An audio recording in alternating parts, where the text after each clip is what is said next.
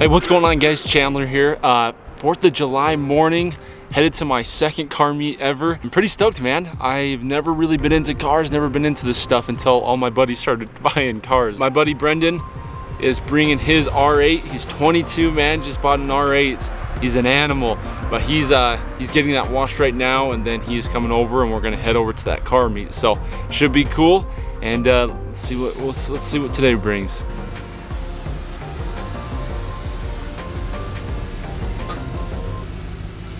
Shoot a shot. Coming in hot. Coming in hot. Shoot that. Hey, why not? Yeah, coming in hot. So I already feel like that power, but it's not quite the Hellcat though, huh? You said not going west? Or go on I-215, yeah. And then we'll go south on. It's definitely not the Hellcat, dude. I don't think anything will be the Hellcat. There's so much work into that car. I kind of hit a point where I realized like whatever I own is probably not going to be as fast as that. So what does this have that the Hellcat doesn't have? Like 700 extra horsepower. That Hellcat was ridiculous, dude. Right when I got it, like within the first week, we dropped it at the shop, and then just had it pulleyed and tuned, nitrous installed, and I took it out and I was like, all right, this isn't fast enough. We made, I think, a little over 900 of the wheels, and that's when I shipped it out to Chicago, had Tim Bard do a full build on it, and that's when I turned it into a monster, and it made like 1280 on meth and spray. So it was a drag car. Like, you can't compare it to a car like this. This is more of a driver's car. You can do your thing, enjoy like corners, going through the mountains, stuff like that. If I took the Hellcat up there, it would suck. I hated driving it up there, especially when I went to like Park City and stuff. I couldn't do anything. But this is so much of a driver's car. I compare it to a go-kart. It's like a giant go-kart. It's a little smoother on those turns and just funner to drive, I guess. Yeah. You can enjoy it more, especially being out here in Utah. I mean, I took my Hellcat to a couple meets, and it's just, not to be cocky, but I don't know if Utah's car scene is different than Michigan or not, but there's nothing that really compared to it. Nobody was into the race scene, and maybe I went to the wrong meet. Maybe I didn't give it enough time to meet the right people that had a similar car scene to Michigan, but it wasn't the car for Utah. It didn't fit in. Yeah, so we're headed to my buddy Jeeves and Chris, Salt City crew, doing a car meetup, Cars and Coffee.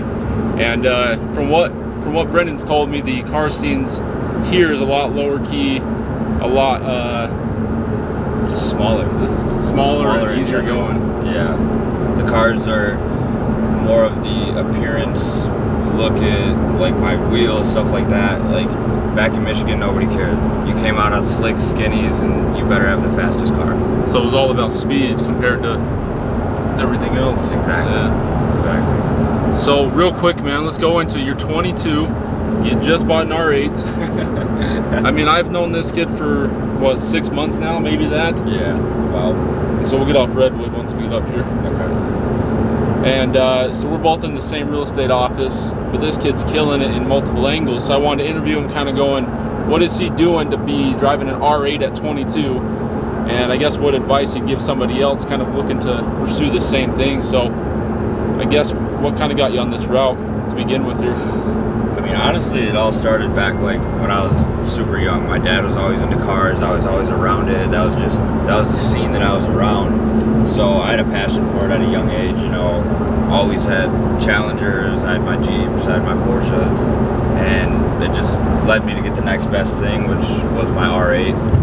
I contemplated between a few cars. I really, really, really wanted a McLaren, and I just thought it wasn't the right decision at the time. I didn't want to tie up that much money. There's other stuff I wanted to do. I wanted to be able to mess around with the stock market. I wanted to be, you know, get into flips, do other stuff in real estate. But I guess back to your question, what really got me into the R8? I hopped into stocks about, I'd say 3 months ago, and just as the coronavirus hit, so it's been wild in the markets. Yeah, the market's been absolutely insane, and it sounds bad, but the coronavirus helped a lot. And I got super fortunate. I got linked up with a few guys that are really, really good with what they do when it comes to trading, and just kind of they took me under their wing, and I made a lot of money in the stock market. And I don't want to say it was like some easy, oh, he told me to do this, I made 20 grand that day. Like, it took a good month and a half of me, you know, losing money, kind of getting frustrated, not wanting to do it, to be able to understand, okay, this is what I need to do. I can't expect to just like buy the stock and it go up. Like, you got to ride it out, you got to watch for certain stuff. And like, at the end of the day, I learned a ton of stuff from them, and there's still more that I need to learn. But I think I'm at a point where I can safely like have an income on the side with stocks, knowing what to do while still handling my real estate as well. Gotcha. So if somebody doesn't know anybody in the stock market or real estate market, what's kind of their go-to? How would you recommend them meeting certain people like that? Social media, man. That's how I met the people that I got associated with. It's just, you find a group of guys that consistently do very well in that path you're trying to take. Watch them for a while. Don't just hop on the bandwagon. Obviously, everyone's going to have their promotions. Hey, join our group. Join our group. We're running this special this month. At the end of the day, you're going to spend money to join a group, and you want to make sure it's the right one, because the last thing you want to do is hop into a group that people seem to know what they're doing, and sure enough, like, you lose all your money, because not everybody has, you know, $20,000-$30,000 just to throw at the stock market and be comfortable if they lose it. So you definitely want to make the right decision when it comes to joining a group. So would you recommend the group that you're kind of with there? Would you recommend people joining that team, or looking around, getting a feel for multiple and see if it fits for them? How would you recommend them finding the right one? So I looked around for probably 2 months, and I based my decision off kind of what I said before, just what they produce and how consistent they are. The group that I'm in, it's a little hard for those new, like, early birds that get in with, say, $1,000, $2,000, because some of the stuff that they put you on, your options, one contract is $2,500 or $3,000. It's just, you won't have the funds to be able to stay with that group. Not saying there's other groups out there that could do the same exact thing with a lesser amount of money, but this is more of your elite group that, for example, the guys in there have made $200,000 to $300,000 just in one day. So if you have the money to lose, and I say money to lose, not meaning you're going to lose it right away, but just, you have to assume, okay, if I put X amount of dollars in there and it goes away tomorrow, am I going to be okay? So if you have, I'd say, 5,000 or more ready to go, yeah, my group's a good group to hop into.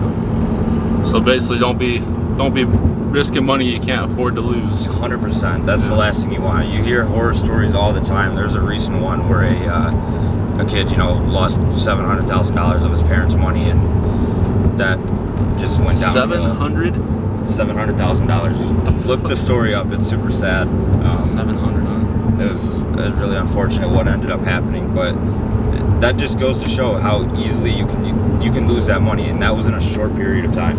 So if I just hearing that, my instant thought goes, because you see this, you see a 22-year-old driving an R8, you see all those kids in that group making all this money. It's so easy just to want to jump in and just throw money at it and not do the necessary work to get to that point. Exactly. There's so many of my friends that'll hop in and they're like, what should I do? What should I do? What should I do?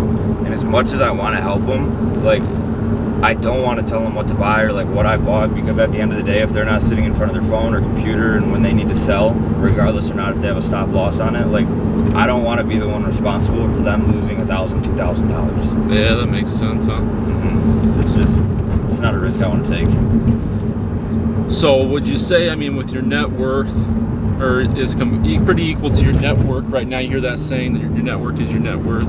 With the kids you have surrounded you right now, I mean, whether it's in real estate or stock, I mean, you do have a pretty solid circle right now.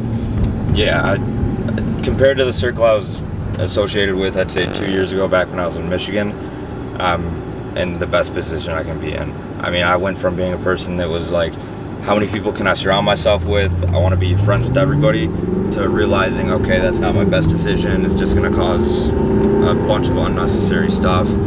what do I need to narrow my circle down to, and who do I need to surround myself with that's going to compare to what I'm trying to do in life, that'll not only push me to get to that point, but in the background motivate me when I see them doing big things. For sure, dude. So what's next? R8 at 22, which is already some people's top of the top goals. So what's next after you get this bad boy? Well, I mean, this was a goal of mine that I wanted to hit by 25, and fortunately enough, I was able to knock it out at the age of 22. So my 30-year goal was the McLaren, and as we were talking earlier, I think it's coming a lot sooner than I thought. I think it's coming a lot sooner than I thought. How soon are we talking though? The snow's not even going to be on the ground, so is that coming soon. 2020? Coming soon, 2020. No kidding, huh? You got your eye on one? Not in particular. I know my spec that I want. It's just a matter of me finding it. Obviously, I'm not going to go the new route. It's just, that's a lot of money for a car. So it's just a matter of me finding the right spec. There was one, some of you guys may know him. He had it out here in Utah. That ended up getting sold within, I think it was like 18 hours of it hitting the market. But he had my exact spec. And I regret not pulling the trigger on it. All right, we'll have to do a follow-up video then when you get one, man. But I would say this, after everything is said and done, knowing Brendan for the last 6 months or so, he's one of the harder workers I've seen in my time as far as working in the office. So you start seeing those who actually want it or putting in that dedication. Like he's talking about, he can tell you all day long which stocks to put in, but if you're not putting in that work, it doesn't matter, you know. And so, but that's one thing I've taken away from him, is just his focus and his work ethic, which has inspired me a lot. So go check out his page, guys. We'll do some follow-up videos here at the meets, but go check out his Instagram. I'll link it right here, and let me know what other questions you have for him, and we'll hit him up next time. Thanks, Brent. See you guys. Yeah.